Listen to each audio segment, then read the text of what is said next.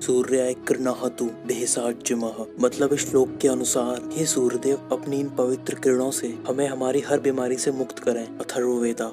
सूर्य जो कि हमारे इस पृथ्वी से भी कई लाखों और करोड़ों सालों पहले से भी इस यूनिवर्स यानी कि ब्रह्मांड के अस्तित्व में थे। हमारे कल्चर में उन्हें सूर्य देव ऐसे ही नहीं बना दिया। लगभग हर एक रिलीजन, हर एक धर्म में उनका जिक्र है। ऋग और अथर्ववेद उनके लिए विस्तार से समर्पित हैं। सनलाइट की हल्की सी प्रेजेंस से ही हमारी बॉडी और स्किन के टॉक्सिन्स गायब होने लगते हैं। इजिप्शियन कल्चर में सन गॉड को री और प्रा कहा जाता है और वहीं ग्रीक कल्चर में हीलियोस। इन सभी कल्चर में एक बात कॉमन थी, वो ये कि सूर्यदेव इंटेलिजेंस, अच्छी हेल्थ और वो किसी भी डिसीज को क्योर कर सकते थे। आज इस वीडियो के अंदर वो इन्फॉर्मेशन पाओगे तो शायद आप पहली बार सुन रहे होगे। तो स्टार्ट करते हैं बिना कोई टाइम वेस्ट किए हुए। So let's get started. आप सबको ये पता है कि हमारी बॉडी 5 एलिमेंट्स यानी कि पंचमहाभूतों से मिलकर बनी हुई है, जिसमें से फायर भी एक प्राइमरी एलिमेंट है और हमारे सूर्यदेव उस फायर के प्रतीक हैं। तो इन सब का आपस में क्या कनेक्शन है, सुनो। जैसे ही सुबह होती है और इस सूर्य की पहली किरण हमारी पृथ्वी पर पड़ती है, तब हमारी बॉडी में भी फायर एलिमेंट स्टिमुलेट होने लगता है और जिसकी वजह से आपकी डाइजेस्टिव फायर शुरू होने लगती है। आप लोग सोचते हो ना कि आपको भूख इसलिए लग रही है क्योंकि आप वीक फील कर रहे हो, लेकिन आपको भूख इसलिए लग रही है क्योंकि आपकी डाइजेस्टिव फायर सन के साथ साथ बढ़ती हुई जा रही है। और इसीलिए आयुर्वेद में कहा गया है कि जब सन अपनी पीक टाइम पर हो तब हमें अपने दोपहर का यानी भोजन करना चाहिए। ये सब आपकी सर्केडियन रिदम का कमाल है, क्योंकि आपकी बॉडी में प्रेजेंट सुपर कैस्मेटिक न्यूक्लियस ब्रेन को ये सिग्नल भेजता है कि सुबह और रात हो चुकी है और उसके अकॉर्डिंग ही बॉडी वर्क करे। और जो लोग दिन में सोते हैं, रात को जागते हैं, उनकी सर्केडियन रिदम बिगड़ती जा रही है। जो लोग इसे सुधार सकते हैं सुधार लें, और जो लोग अपने काम की वजह से बंधे हुए हैं वो लोग बस 15 से 30 मिनट सुबह के स्लॉट में धूप लें, क्योंकि अकॉर्डिंग टू अ रिसर्च हमारी बॉडी को 15 से 30 मिनट लगते हैं सर्केडियन रिदम को रीसेट करने में, वो भी सिर्फ जब आप सनलाइट में हो। इसी बिगड़ी रिदम की वजह से हमें कभी कभी नींद नहीं आती और कभी कभी नींद कहीं भी शुरू हो जाती है। लेकिन ये सर्केडियन रिदम अगर एक बार ढंग से बिगड़ गई ना, तो ये 15 और 30 मिनट काम नहीं आने वाले और फिर हो सकता है इसके लिए और टाइम लगे। सो अकॉर्डिंग टू स्क्रिप्चर्स, ए सूर्यदेव आप अपनी सनलाइट की प्रेजेंस से हमारी इंटेलिजेंस को स्टिमुलेट करें।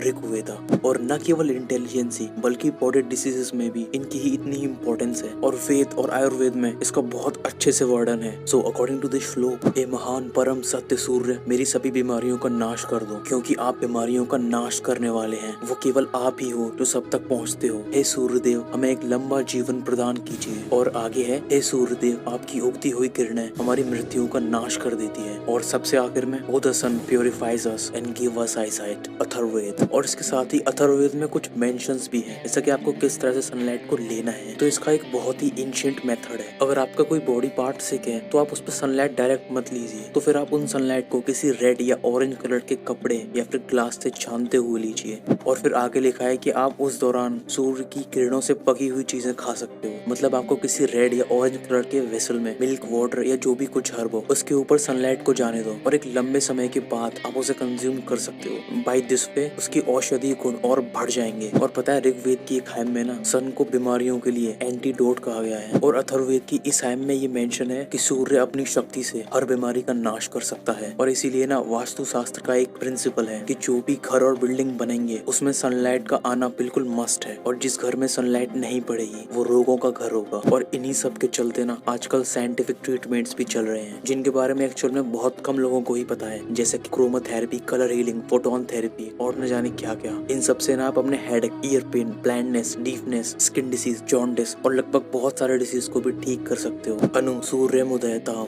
रथ को तो हरिमा चते गोरो तस्य वर्डेन तेन परी थगमसी। मतलब इस श्लोक के अनुसार, ओ रोगी तुम्हारे शरीर का पीलापन यानी जॉन्डिस, एनीमिया और साथ ही हार्ट अलाइनमेंट से जुड़ी दिक्कतें सूरज से आती रोशनी अपने साथ ले जाए। और इसमें आगे लिखा है कि जब भी सूरज की रोशनी सन के उगने के बाद रेड या फिर ऑरेंज कलर की हो, तब एक रोगी को जरूर फुल बॉडी सन बाथ लेनी चाहिए। Atharvaveda chapter 1 verse 22। और आगे अथर्ववेद के चैप्टर 3 के 31 वर्स के 7वें श्लोक में लिखा है, जिस तरह से सूर्यदेव अपनी सभी शक्तियों से युक्त हैं, उसी तरह से मैं सभी रोगों और पापों से दूर रह के एक लंबा जीवन जी सकूं। और पता है, महाभारत में एक ऐसी एंशिएंट टेक्निक का जिक्र है जो शायद अब समय के साथ लुप्त हो चुकी है, और जिसमें वो पानी को सूर्य की किरणों के नीचे रखते थे और जिसे उन्होंने नाम दिया सूचीकरणा। और पता है, इस पानी को लगभग 8 महीने 8 मंथ सूर्य की किरणों के नीचे रखते थे। और मैं अभी भी ये सोच रहा हूँ कि उस उसे वो फंगस से कैसे बचाते होंगे। शायद हो सकता है वो उसे बॉडी के ऊपर इस्तेमाल करते हो, क्योंकि उस पानी को पी पाना वो पॉसिबल नहीं है। या फिर हो सकता है इसकी कोई और टेक्निक हो।